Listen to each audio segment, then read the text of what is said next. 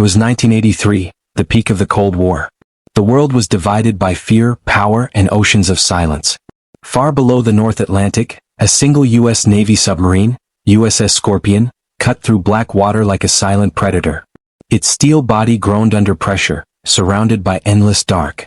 Inside, 99 men lived in a world without sunlight, powered by discipline and duty. They were trained to move like shadows, unseen, unheard.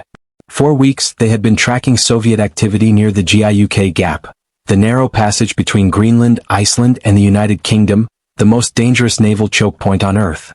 Every ping of the sonar, every whisper of propellers could mean one thing: contact. Lieutenant Commander David Reeves, the commanding officer, stood still in the control room, eyes fixed on the sonar operator's screen. "Report," he said quietly. The operator turned, face pale. "Sir, we've got movement. Bearing 073. Speed increasing." Reeves leaned in. "Soviet. Could be. Definitely military pattern." For a moment, the control room fell silent, the kind of silence that tightens your chest. Above the surface, the ocean stretched calm and endless.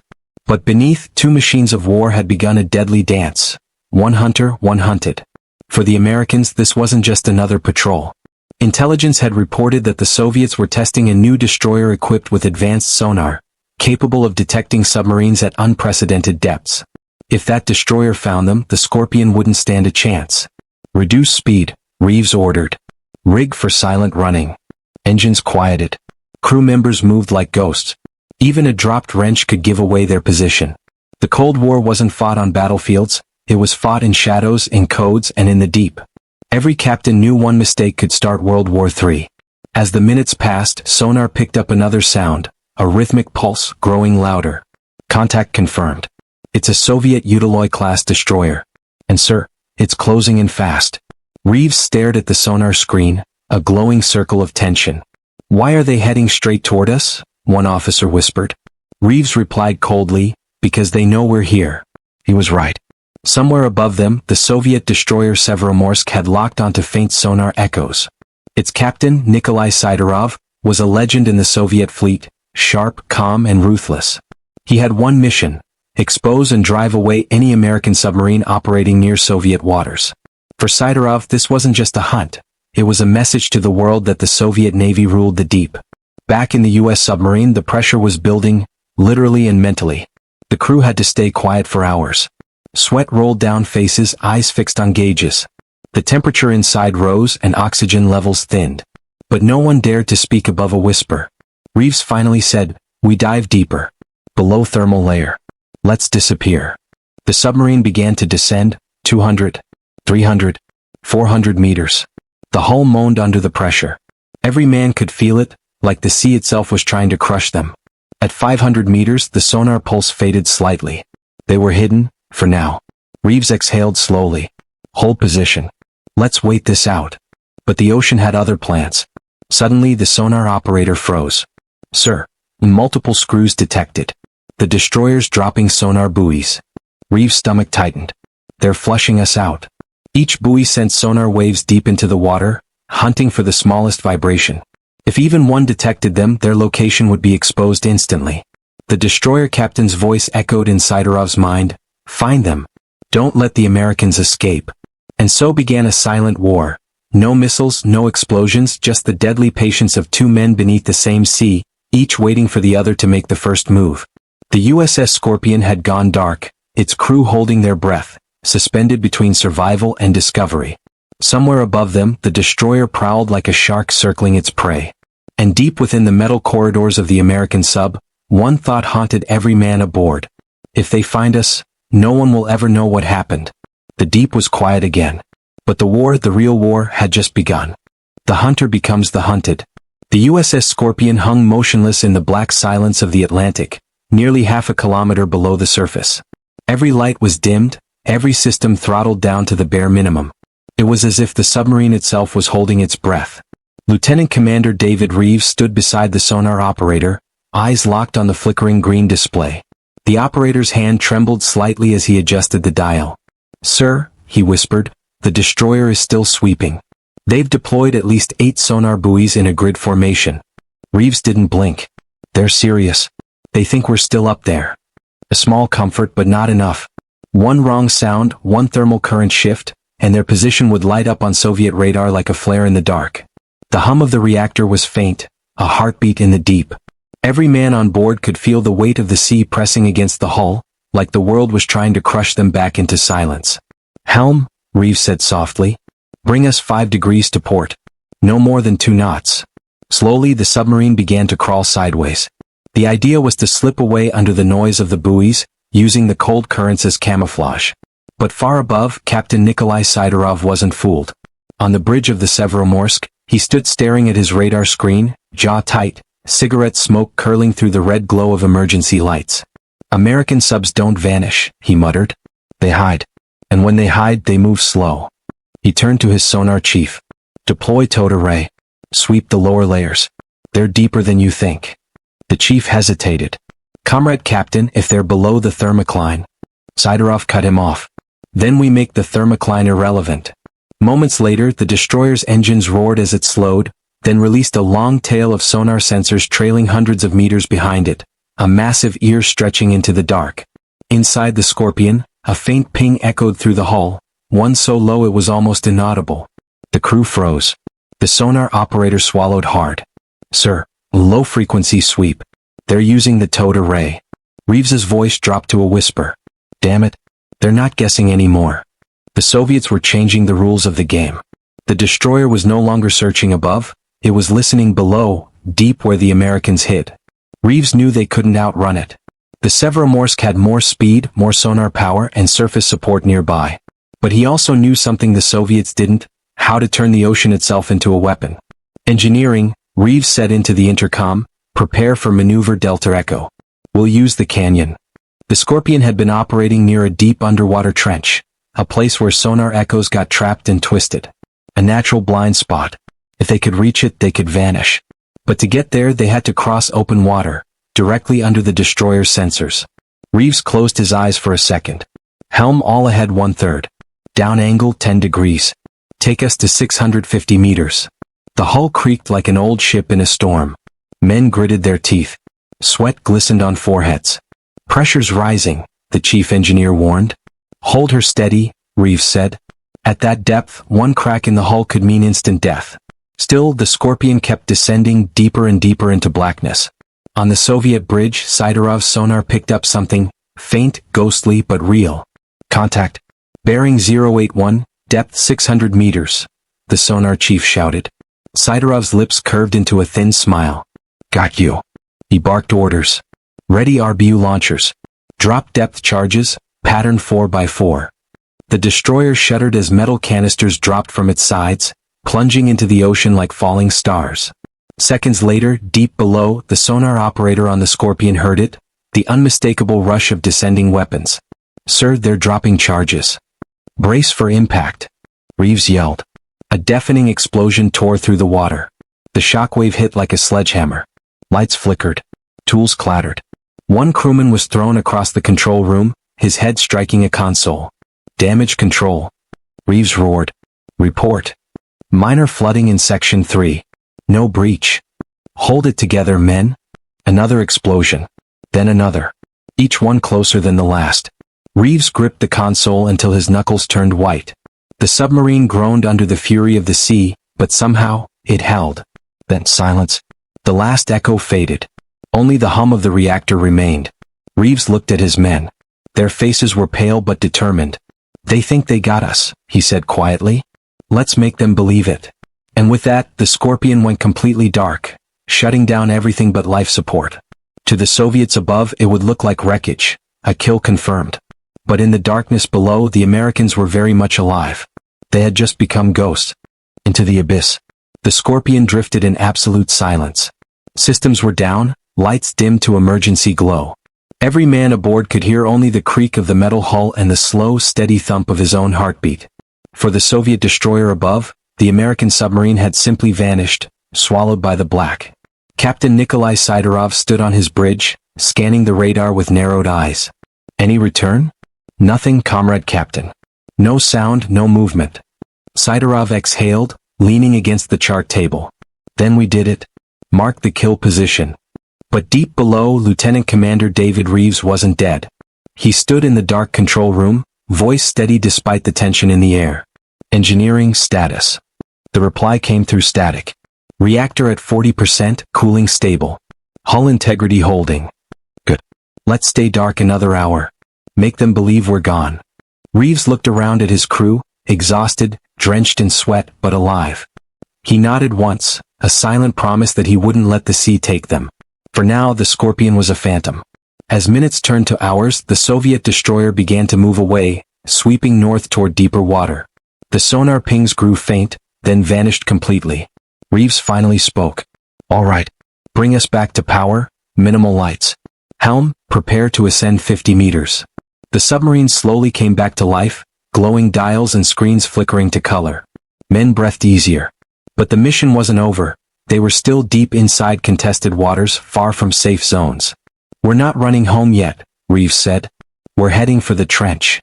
He studied the navigation chart spread out on the console, a series of jagged lines representing the Atlantic Ridge, a maze of deep canyons and narrow faults. One of those trenches, known to U.S. naval intelligence as Devil's Throat, descended over 800 meters. It was a natural sonar trap, and if used correctly, it could make a submarine invisible. Helm, set course 182. Down angle 5 degrees. Keep speed at 2 knots. The submarine began its slow descent again, sliding into the unknown. Inside, the air grew colder and thinner. The walls seemed to close in. Men moved quietly, focused on their tasks but haunted by the thought of what lay outside. At 700 meters, the hull moaned like a living creature. Metal protested against the crushing pressure. Depth 740, 760. Steady as she goes, Reeves said. They reached 800 meters. Below them was the floor of the trench, a black desert of rock and silt, untouched by light. Then something strange happened. The sonar operator frowned. Sir, I'm getting interference. What kind?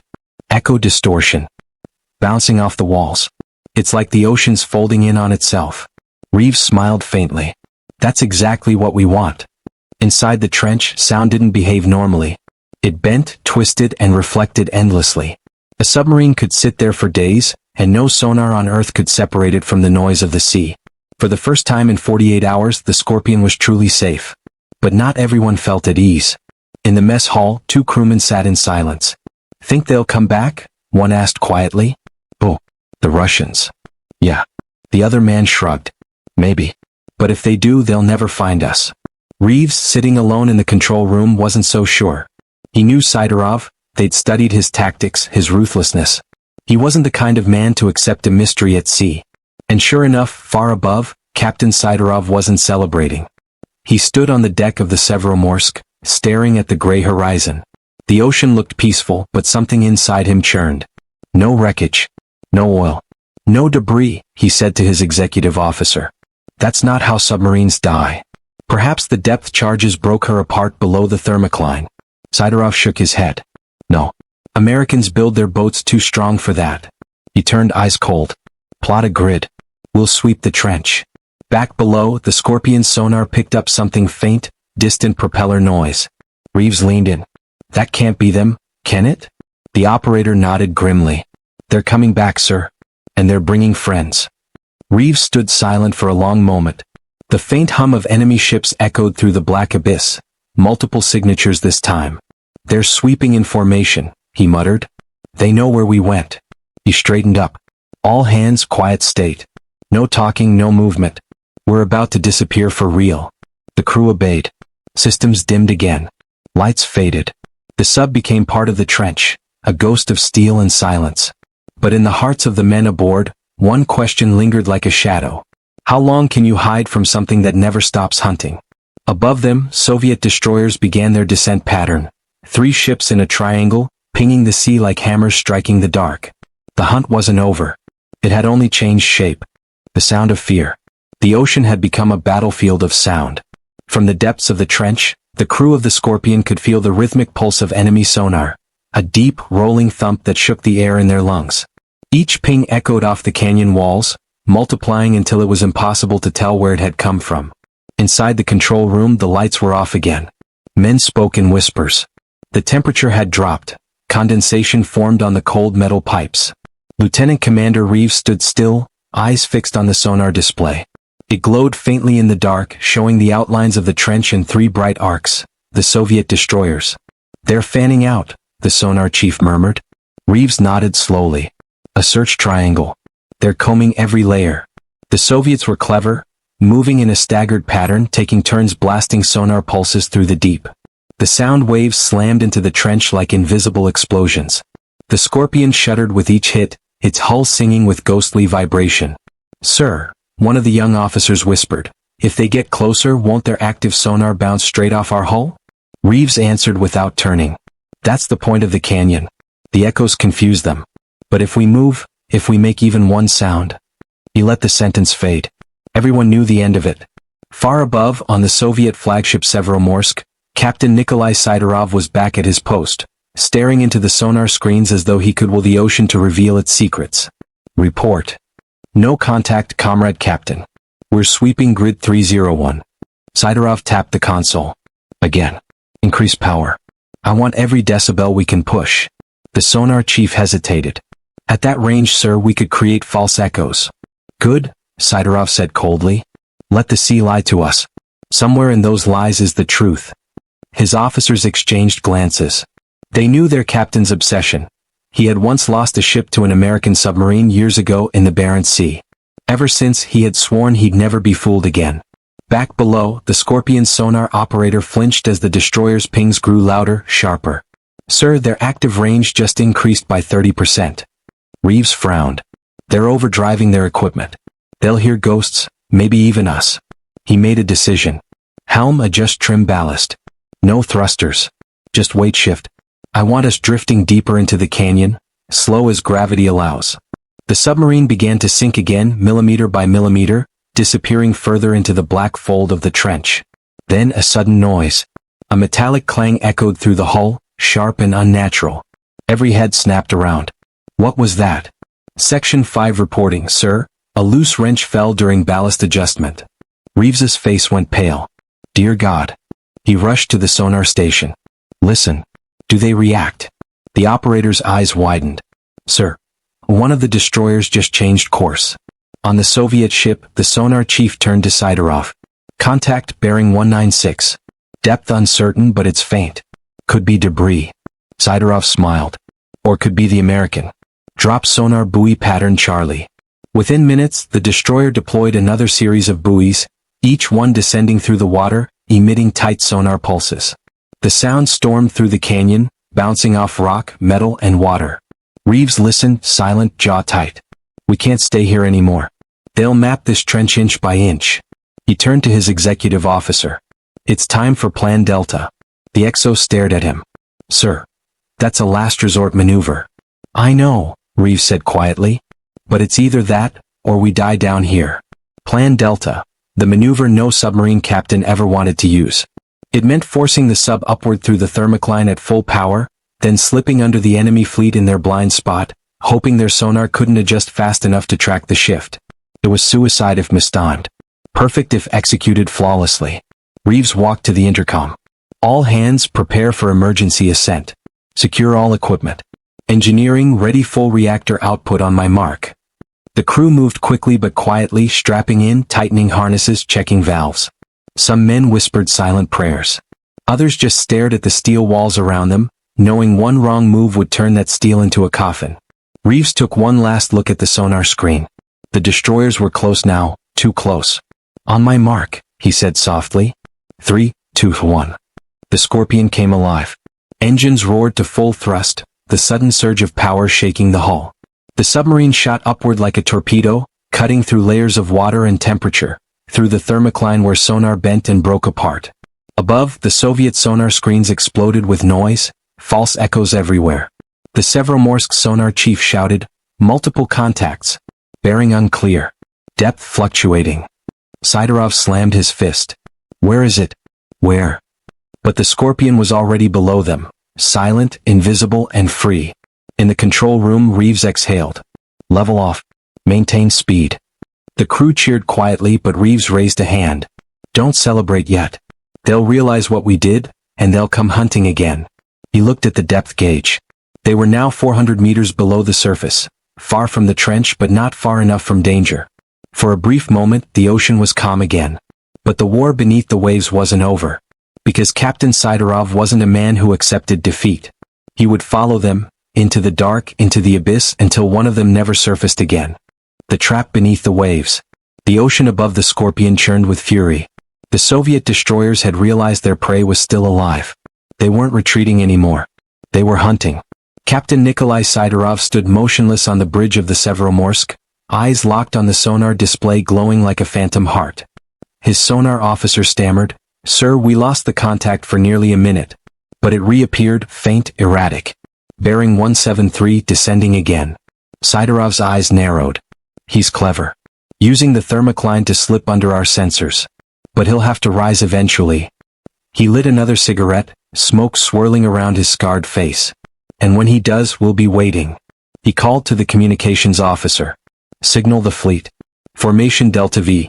Prepare passive net and low-frequency scan. Within minutes, 3 destroyers began to move, slow and deliberate, into a massive triangle formation.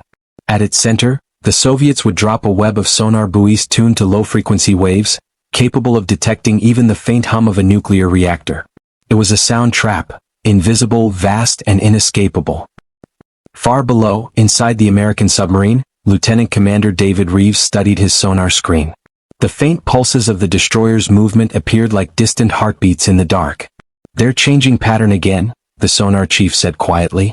"I think they're building a net." Reeves nodded grimly. "A sound trap. Damn it, they're trying to hurt us." He looked up at his executive officer. "What's our position relative to the nearest escape corridor?" 60 nautical miles east, sir. But to get there, we'd have to cross their formation." Reeves rubbed his forehead. "We can't go around. They'll close the perimeter by then." He thought for a moment. Then his eyes sharpened. "No. We go through it." The XO stared at him in disbelief. "Through it? Sir, that's suicide. They'll hear us the moment we cross the first sonar line." Reeves leaned closer. "Not if we control the sound." He explained quickly. The idea was to use the submarine's decoy system, the Mark 47 noisemaker, to simulate the reactor's hum and release it in the opposite direction.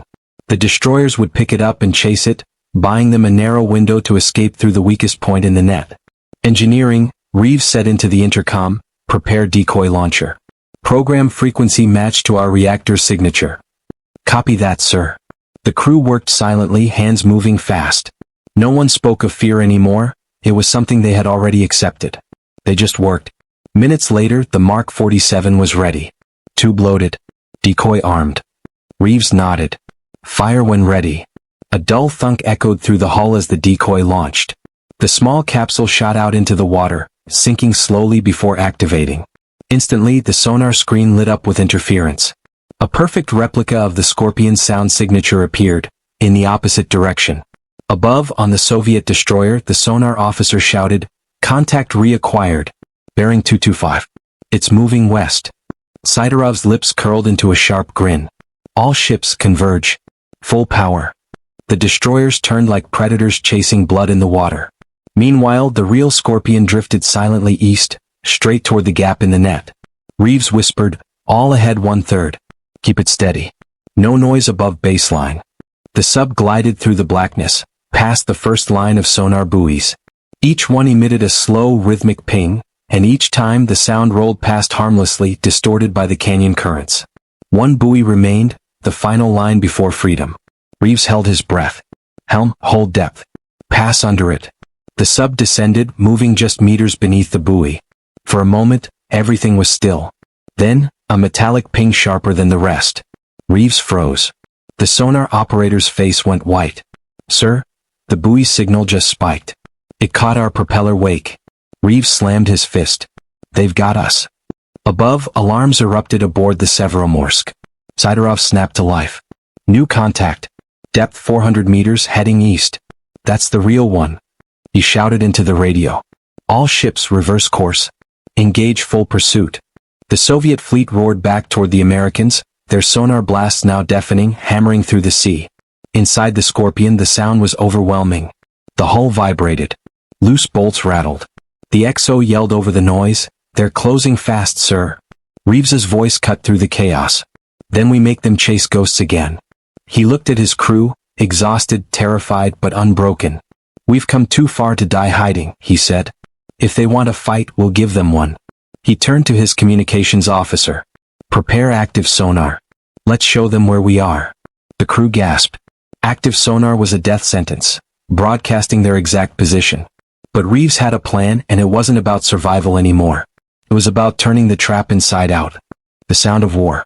The red lights flickered inside the control room of the USS Scorpion. Every man could feel the tension in the air, thick as the sea pressing on the hull. Lieutenant Commander David Reeves stared at the sonar console. A storm of echoes and static filled the screen. He spoke quietly, his voice steady as stone. "Active sonar ready?" "Ready, sir," replied the sonar chief. "But the moment we ping, they'll know exactly where we are." Reeves nodded. "They already do." He looked around at his crew, faces slick with sweat, eyes wide but determined. "Gentlemen," he said softly, "if we're going down, we're going to make them remember us." He raised his hand. "Active sonar. Fire." The submarine released a blinding pulse through the ocean, a thunderclap of sound that rolled across the abyss. Every console vibrated, every man felt the pressure in his chest. Far above, aboard the Severomorsk, Captain Sidorov's crew recoiled. Massive ping detected. Contact confirmed, bearing 184, depth 400 meters. Sidorov's grin returned. "He's taunting us." The Americans lost his mind. But what Sidorov didn't know, the ping wasn't random. It was calculated. Inside the Scorpion, Reeves and his sonar team analyzed the returning echoes. Each reflection told them more than the Soviets could imagine. The direction of destroyers, the shape of the seabed, the gaps in the acoustic field. It was as if the darkness had been lifted, and for the first time the Americans could see everything. Reeves traced the sonar readings with his finger. "There," he whispered. "That ridge, it's basalt, solid and jagged. Perfect for reflection." He turned to his crew. "We'll make it our ally." The plan was insane. Use the underwater ridge to bounce their sonar pulses, creating ghost images of multiple submarines. Each echo would mimic a real contact, confusing Soviet sensors into thinking they were surrounded. Reeves ordered, "Helm, maintain course east-southeast. Angle the bow 15 degrees down. Sonar, continuous ping, 3-second interval." The Scorpion sang through the deep. Boom, boom, boom. Each pulse hit the ridge and scattered like shards of light. Aboard the Severomorsk, chaos erupted. "Multiple contacts detected," shouted the sonar operator. "Bearing 210 to 285. Depths unknown." Sidorov spun toward him. "What? How many?" "3, no 4. All moving fast." Sidorov clenched his jaw. "Impossible. There's only one submarine." The operator shook his head. "Sir, the signals are distinct. They're everywhere." Sidorov slammed his fist on the console. "They're decoys. But which one's real?" He barked into the radio. "All ships, deploy torpedoes on all bearings. Blanket the field." Moments later, the sea exploded with fury. Soviet torpedoes raced in every direction, their wakes carving chaos through the depths. But none hit the Scorpion. Reeves watched from below, calm but tense. "They're wasting ammo," he murmured. "They're shooting at shadows." Then he gave the quietest command of his life. "Fire tubes 1 and 2. The American torpedoes launched silently, no fanfare, no noise. Just a whisper of vengeance. Minutes later, 2 distant flashes tore through the ocean. The Kronstadt, one of the Soviet destroyers, shuddered and split in 2. Flames burst from its decks, men shouting, alarms screaming. Sidorov turned pale. "They hit us, from the dark." The Soviet Admiralty listening from headquarters went silent. For the first time they realized, the lone American wasn't fleeing. He was hunting. Inside the Scorpion, the crew could hear the rumble of distant explosions echo through the hull. Reeves didn't smile. He didn't celebrate. He just stared ahead, eyes distant. "Helm, prepare to dive deeper. Let's vanish again." As the sub descended, the world grew darker, colder, quieter. The sonar pulses faded into nothing. The executive officer whispered, "Sir, we've only got 2 torpedoes left." Reeves nodded. "That's all we need." He turned off the main lights. Only the red emergency glow remained, like the heartbeat of a machine refusing to die. "Let them think we're gone," he said. "When they come closer, we strike again." Above them, the surviving Soviet ships regrouped. They were furious, confused, and desperate. Sidorov gritted his teeth. "If that American wants to play ghosts, we'll become hunters in hell." He ordered all remaining destroyers to converge. The sea would become a killing ground once more. But this time neither side was running. Both were stalking each other in absolute silence, two predators sharing the same shadow. Duel in the deep. The Scorpion drifted through the black heart of the Barents Sea. Everything inside the submarine was quiet, the hum of the engines silenced, the men barely breathing. Lieutenant Commander Reeves stood near the periscope column, though there was nothing to see. At this depth there was no light, no horizon, only the weight of the world pressing down from above. "Status?" he asked softly. The sonar chief replied, "2 destroyers left, sir. Both circling north of us. One's the Severomorsk, Captain Sidorov's flagship." Reeves nodded slowly. "He won't run. Neither will we." The XO whispered, "Sir, we have just 2 torpedoes remaining. We can't afford a miss." Reeves closed his eyes for a moment. "Then we don't miss." Aboard the Severomorsk, Captain Sidorov paced like a lion trapped in his cage. The loss of the Kronstadt burned in his mind. Every few seconds, his sonar man adjusted the dials, trying to isolate the faint hum that might betray the Americans' position. "Sir, background noise increasing," the sonar officer muttered. "Thermal vents, it's creating distortion." Sidorov's eyes lit up. "Thermal vents." "Yes, Captain. South by southwest, roughly 10 kilometers." A smile crept across Sidorov's face. "Then that's where he'll hide." A smart captain uses the sea's noise to vanish. But sound can be a double-edged blade. He leaned toward his crew. "We'll use the vents against him. Ready the variable depth sonar array. Lower it into the current." Within minutes, a long cable unwound from the destroyer's stern, sinking deep into the ocean. At its tip, a powerful hydrophone tuned to cut through even the chaos of boiling water. Sidorov's voice hardened. "Lock all weapons." The next whisper of movement, and we strike. Inside the Scorpion, the sonar chief's hands trembled. "Sir, the vents are masking us, but I'm picking up a strange pulse from above. Low frequency, narrow band." Reeves's heart sank. "They've deployed a towed array. They're blind, but they're listening harder than ever." He studied the map. The Severomorsk was almost directly above them now, slowly circling like a hawk over prey. Reeves thought fast. "They expect us to run. So we'll do the opposite." He turned to the helm. "Come to heading 180. Ascend 10 meters. Power down all non-essential systems." The crew looked at him in disbelief. "Sir, you're closing distance?" "Yes," Reeves replied. "They can't hear what's directly below them. The hydrophone's cone is blind at its center. We'll move into that pocket and wait." The submarine crept upward inch by inch.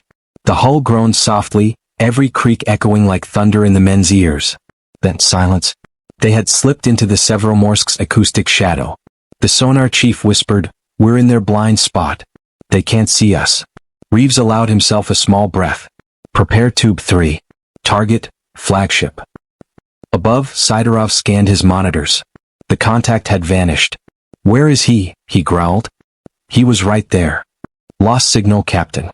"He's gone completely dark." Sidorov slammed his palm against the console. "He's close. He's too close." For a brief instant, a flicker of fear crossed his eyes. Then he straightened, voice steady. "Deploy countermeasures. Ready our forward tubes." But it was too late. Inside the Scorpion, Reeves gave the order, voice calm, eyes cold. "Fire tube 3." The torpedo launched silently, disappearing into the void. The men listened, waiting. 30 seconds later, the sea above them erupted in a low, distant roar. The Severomorsk shook violently. On its bridge, Sidorov was thrown from his chair as alarms screamed. "Impact on starboard side," shouted an officer. "Hull breach in compartment 3. Sidorov gritted his teeth. "Seal the section. Return fire." The destroyer launched a spread of torpedoes in blind fury, each one screaming through the depths, but all chasing ghosts. Inside the Scorpion, one torpedo passed so close they could hear its propellers shriek through the hull. "Brace for impact," someone yelled. But the sound faded. The torpedo streaked past, losing its lock. A second explosion echoed far behind them. Then only silence. Reeves lowered his head, exhaling slowly. "Direct hit confirmed," said the sonar chief. "The flagship's crippled." For a long moment no one spoke. Then Reeves said quietly, "We've done enough." He ordered, "Set course south. Let's go home." As the submarine descended into the dark, the crew sat in silence, men who had seen the face of death and lived to tell no one. Above, the Soviet flagship burned, drifting on the cold, endless sea. Captain Sidorov stood on the bridge, gripping the railing as smoke curled around him. He looked out into the black horizon and whispered, "Well fought, Commander." Dawn broke over the Barents Sea like a faded memory, pale light spilling over an ocean that seemed far too calm for what had just happened beneath it. The USS Scorpion drifted upward, slowly, cautiously, until its periscope broke the surface. For the first time in hours, sunlight touched the steel hull. Inside, Lieutenant Commander Reeves stood motionless as the periscope rose. He looked through the eyepiece. The horizon was clear. No ships, no aircraft, no movement. Only smoke, faint and distant, marking where the Severomorsk had fallen silent. He lowered the scope. No contacts. We're clear. The crew didn't cheer. There was no victory cry, no celebration. Only relief, quiet and heavy. They had survived. But what they left behind was a graveyard of steel and silence. "Surface the boat," Reeves ordered. The Scorpion breached the surface, its black hull gleaming wet under the pale sun. Hatches opened and cold Arctic air rushed inside. Men climbed to the deck, blinking against the light. Reeves followed, stepping into the open for the first time since the nightmare began. The sky above stretched endlessly, blue, indifferent, eternal. For a long moment he said nothing. Then he whispered to himself, "God help the men we left behind." 2 days later, North Atlantic Command, Norfolk, Virginia. The war room was silent except for the low hum of machines. Officers leaned over glowing maps, listening to the encrypted report from the returning Scorpion. Admiral Hargrove stood at the center, eyes sharp, jaw tight. "You're telling me one American submarine took down 3 Soviet destroyers?" The communications officer nodded. "Confirmed, sir. The Soviets have issued no statement. They've erased the incident entirely from their naval logs." Hargrove exhaled slowly. "Of course they have. No one wins if this story gets out." He turned away from the table, looking toward the Atlantic. "The ocean doesn't care who's right. It only remembers who's left." He paused. "File it as classified. Code name, Silent Winter." The Scorpion returned home under gray skies. No reporters, no ceremony. The crew disembarked quietly, families embracing sons who would never tell them what they'd endured. Reeves met with Admiral Hargrove in a small debriefing room. The Admiral's voice was steady, almost fatherly. "You saved your crew, Commander. And you prevented something far worse. The Soviets will never admit it, but you stopped a war that should never have begun." Reeves nodded, though his eyes were distant. "At what cost, sir?" "We killed men who were just doing their jobs. Same as us." Hargrove placed a hand on his shoulder. "That's the curse of command, son. You make peace with ghosts or you drown with them." Reeves said nothing. He just looked down at the folder marked Top Secret, his report sealed forever. Weeks later, in a quiet bar near the naval base, Reeves sat alone nursing a glass of whiskey. The jukebox hummed a soft, old tune from another time. A young officer recognized him and approached shyly. "Sir, are you the one from the Scorpion?" Reeves looked up, his expression unreadable. "That's just a name," he said. "A submarine that went out and came back. Nothing more." The officer smiled awkwardly. "Well, you're a hero to us, sir." Reeves shook his head slowly.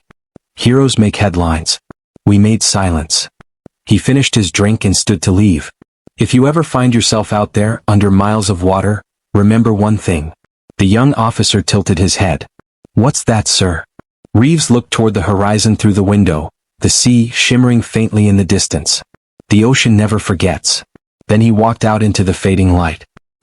Years later, declassified naval archives would quietly acknowledge an unrecorded incident in the Arctic, a mysterious engagement that nearly triggered a global confrontation.